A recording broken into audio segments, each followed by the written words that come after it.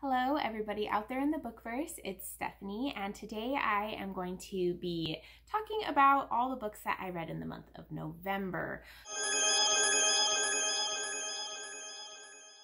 So I had a pretty decent reading month, honestly. I got through 10 books, so I feel like that was pretty good for me, especially considering, holiday time and all that. For numbers wise, I had 7 3-stars, 2 4-stars, and 1 5-star. So numbers wise, it wasn't my best month, but that's okay because honestly, 3 stars is a pretty good book for me. I tend to rate fairly high. So that means that I didn't read any books that I really didn't like this month, which is something I've been striving to do a lot more.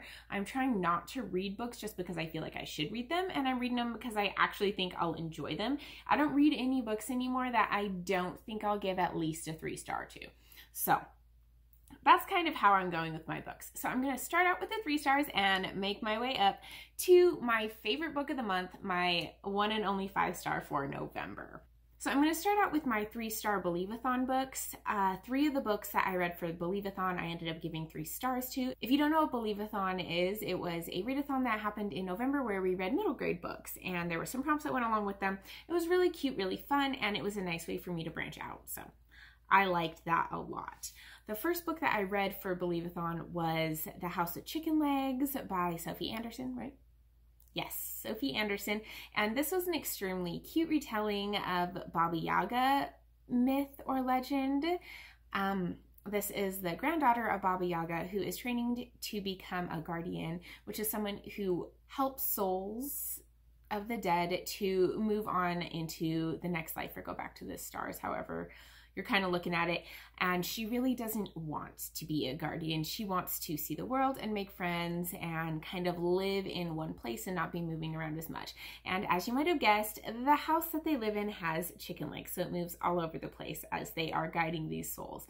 It's an extremely cute read. I feel like I felt that way about almost all these middle grade books, is that they were really cute, they were sweet, they taught good messages, and the way they were told was just kind of in a young, pure way, I guess, is a way you could look at it. But this was cute. I gave it 3 stars. I liked it, but it wasn't anything that I was absolutely in love with. The next middle grade book on this 3-star list is City of Ghosts by Victoria Schwab, or V.E. Schwab when she writes adult fantasies or young adult fantasies.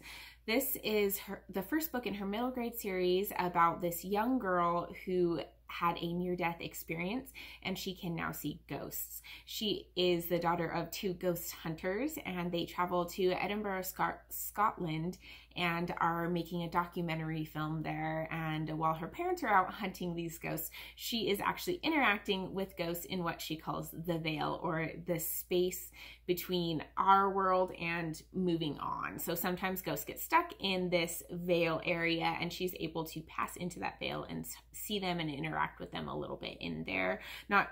Not really interact with them, but she can kind of experience things that they experienced or are experiencing in their personal in-between veil thing. This was a very interesting outlook on death and what happens after death, near-death experiences. It's not necessarily an original idea. I know I've read or heard of books or movies where people had near-death experience and then they're able to see ghosts or the dead as well. But it is a very cute book. She's adorable, the little girl. She also loves Harry Potter, and I love Harry Potter, so that's always going to be a plus in my book. I would definitely recommend this book for children. It is very sweet. It's good. It's not too scary, but it's also a little bit on the scary end. So if kids are kind of more adventurous, I think this would be a great book for them. The last middle grade 3-star book that I read was actually the group book for Believathon, and that is Frostheart by Jamie Littler. I know so many people were loving it and giving it 5 stars, but I just didn't feel quite that attached and in love with this book as some of the other people were. I'll hold it close so you can see, because it has gorgeous artwork on it, and it has artwork all throughout as well, which I really loved. I loved seeing the pictures in this book. This is about a young boy who lives, it doesn't necessarily say, but I believe it's in some sort of dystopian future world where everything is cold and snowy and ice, and there are monsters who live out in the ice called Leviathan, and they will attack humans if they go out. And there are some people who will travel in between these settlements of people who are called pathfinders, and they are like the brave people who go and they trade with them and they bring supplies. And the main character, Ash, is what's called a song weaver. He is able to sing to or with these Leviathan, and it kind of interacts with them in a way. He can control them-ish, change their emotions and how they're feeling with his songs. And he is wanting to find his parents because in this world, song weavers are feared and mistrusted and kind of outcasts, and he believes that if he finds his family, he will be able to find a place to belong and people to be with. I didn't love it as much, mainly because I feel like it was extremely predictable. I kind of knew what was going to happen all along, which isn't uncommon in middle grade books, but it also made it not quite as exciting. So I definitely guessed what was going to happen along the way. There were a few plot things that, of course, I didn't know was going to happen, but the twists and the surprises I kind of all saw coming. I liked Ash as a character. I thought he was a little naive though, which also, he's young. It doesn't say how young he is in the book. I couldn't find it, at least when I was looking, but he is quite young. It is very, very sweet, and it talks a lot about, you know, inclusion and not stereotyping or fearing people just because you don't understand them. And I think that is an extremely great message to get across, and I think it's done in a very good way for children so that they'll really kind of grasp it and understand it. But I did like this book. I think his little friend Luna is so cute. She's adorable and just has so much spunk. I really, really like her. She's sweet. But yes, this book ended up getting 3 stars from me. The next one on my 3-star list is a manga, actually. This is the first manga that I have ever read, and that is The Promised Neverland. I thought I was going to love it a little more than I did. I heard it was kind of a creepy horror manga, which it was, but it was also kind of oddly juvenile at the same time as being horror. I'm not sure how to describe this book and how it is written. I know it's translated from Japanese, so that might have something to do. It might be just like a cultural difference. The way that books are written there compared to here, it might be just a manga difference, because this is my first manga that I have ever read, so I'm not sure how they usually are. I did think it was relatively interesting though. I was very interested in the plot in this story. This is about these children who are at an orphanage, and they take tests every day to see kind of how intelligent they are. And every once in a while, a kid will get adopted and they'll leave. And it mainly follows the 3 oldest children who are 11 years old. Don't quote me on that. And they have been there the longest, and they're super smart, and they always score perfect on their tests. I don't want to tell any more because I don't want to give away the twist, but it is good. I think I'll continue with this series. I don't think I'll necessarily buy the next one, but I might try to rent it from my library. I want to know what happens, but I don't necessarily enjoy the way the story is presented. Sometimes I wasn't sure if they were talking in third person. I didn't quite understand how, like, their dialogue was very odd to me at times and strange, but I did really enjoy the story, and I want to know how the story goes. So I think that's gonna get me to read the next one eventually. I'm not really too excited to jump right on that right now. Another 3-star book that I read was a graphic novel, and I pulled that out of my library, so I've already turned it back in, but I'll put the picture up here, and that is the first volume of the Saga, the graphic novel Saga. It's extremely popular right now. A lot of people like it. It has quite a few volumes in it, I believe. I'm not quite sure how many, but I know there's quite a few. And it follows this couple who are on opposing sides of a war that is happening in space. It's kind of like a space story, and they fall in love and have a baby. And right after the baby is born, they are discovered, and they're running for their lives and trying to save their baby. And also there is this kind of a robot prince that is trying to hunt them down. There's this mercenary type guy who's trying to hunt them down. And so it follows several different characters, which I kind of like, but I also feel like it was a little too short to follow that many different characters in it. It was very interesting though. I liked the way it was written. I didn't necessarily love the artwork. I thought it was okay, but it wasn't my favorite graphic novel artwork that I have ever seen. I know I've said this before, but I definitely felt like it was a little bit Daughter of Smoke and Bones type thing, the love on opposing sides of this intense war going on between two different sides. And I think it probably doesn't hurt that, you know, she has wings, but it was good. It was fine. I wasn't in love with it. I'm not that invested in it. I'll probably read the second one eventually, probably just get it from my library as well, but it was decent. It was a solid 3 stars.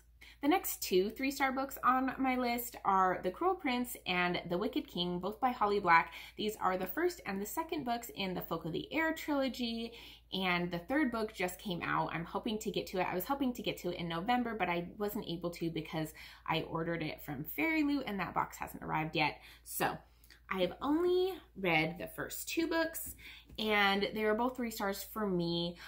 This story is about a girl who is a mortal girl, and she was raised in the fairy world because her sister is half fairy, and her sister's father killed her parents and brought her and her twin sister, who's also mortal, and then her older sister, who's half fairy, half mortal, back to be raised in the fairy world. This girl is very determined to find a place in the fairy world to gain power because fairies have so much power and control over mortals. They are so much stronger and they have magic. So obviously it's really hard for her to live in this world and to be able to be a, you know, actually a safe member of this society. So this story mainly follows her trying to gain power, trying to find a place within this fairy realm. She is at odds with one of the princes of the fairy realm who is named Cardon, and he is a horrible person, really. He kind of tortures and torments people for fun, for not really any reason necessarily. I mean, you kind of get to know his backstory and get to know what's going on. So they try to give him like, this is why he is how he is because how he was treated. But I don't know. I definitely couldn't get on board with the romance in this story. I wasn't really feeling it. I get it kind of, but also I don't like, why would you want to be with someone who was a horrible person? And also it's kind of all physical. It's not, they like each other because of who they are or anything. Why though? Like, it's the only explanation is kind of the physical attraction that they have to each other, and I don't think that's enough for my romances in books. I need a little bit more, in my opinion. The second book did leave off on quite a cliffhanger, I suppose. I kind of saw it coming. Honestly, I don't know why she did not, but anyways, it was a very intense ending, so I am excited to move on to the third book and see how that ends. I don't have super high hopes for it though, because the last 2 have been 3 stars, so I'm guessing the third one will be 3 stars as well, but we'll see. So moving on to my 4-star books, finally, the first 4-star book that I got through was actually an audiobook, and that was Gemina. It is the second book in the Illuminae files by Jay Kristoff and Amy Kaufman. It follows different characters than it followed in the first book, which is interesting. In this book, we are at the jump station called Heimdall, where they have these portals so you can jump between different parts of the universe. And so this is really important to the story, but at this station, it has been invaded by people from Baytek, which is the same force who attacked the planet in the first one, and they are trying to destroy or kind of take out the people there and also send their fleet through to take out the ship that's coming so that no one knows what they did, because what they did was pretty awful. And again, it follows 2 teenagers, kind of 3 teenagers this time, who are saving the world. And I think it's so odd that the grown-ups are so pathetic in all of these books and the teenagers are just so much smarter and so much better at everything than any grown-up who exists. I just find it so hard to believe that all the time the grown-ups are completely incompetent and then the teenagers manage to do everything and just fix it all, and you always have these teenagers who are extremely techie and amazing and can do anything online. I just struggle with that. I get that you do sometimes have teenagers who are amazing. That's great. But in every book, it's always teenagers who are doing everything and the adults are just floundering and struggling and can't do anything at all. I find that hard to believe. It is a YA book though, so fair enough. I know a lot of YAs like to read that type of thing. I like to read it to an extent, but I also kind of like to see that, you know, it's not always the teenagers who save the world. But it was really fun. I know it's written in mixed media, which is very interesting. I enjoyed the full cast on the audio, and I thought that the characters were very interesting. I did enjoy the first book better, though. I thought the characters were better in that book than they were in this one, but that's just personal opinion. I know I've heard both ways. The next 4-star book that I read was A Court of Thorns and Roses by Sarah J. Maas. I enjoyed this book quite a bit, honestly. It was kind of a easy YA romance, fantasy romance in the fairy world where I didn't hate the fairies necessarily. Like there were some that were horrible and there were some that weren't. So it was really great. I enjoyed it. It's kind of a Beauty and the Beast retelling, which I always love. That's always going to kind of put it up higher for me because that's one of my favorite fairy tales of all time. This follows a girl named Feyre. I believe that's how you say her name. She is a mortal. She's from the mortal world, and she ends up killing a fairy, and so she has to go to the land of the fairies for the rest of her life to kind of pay penance for killing the fairy. And she is I guess you could say she's the ward of this fairy who came to deliver her punishment. And she's living there. She finds out that the fairy world is falling under this curse and is struggling, and all their magic is struggling, and it's going to end up affecting the mortal world eventually as well. And so she's trying to figure out what's going on when no one will tell her what's going on. I liked the romance in it. I thought it was really fun. I thought it was just a really enjoyable book. I didn't think anything about it was necessarily earth-shattering or amazing or so unique, but I just really liked it. I had fun reading this book, and I think that's mostly why I gave it 4 stars, is because I just enjoyed it so much. And I flew through it because I really liked it, and I wanted to know what happened, and I was really invested in the characters and the story. It pulls you in, it makes you care about the characters, and it makes you want to keep reading. So I loved it. I gave it 4 stars. I really enjoyed this, and I can't wait to read the second book in this series. It might have to wait a little bit because I have other stuff on my list, but this is one that I am definitely anticipating the second one.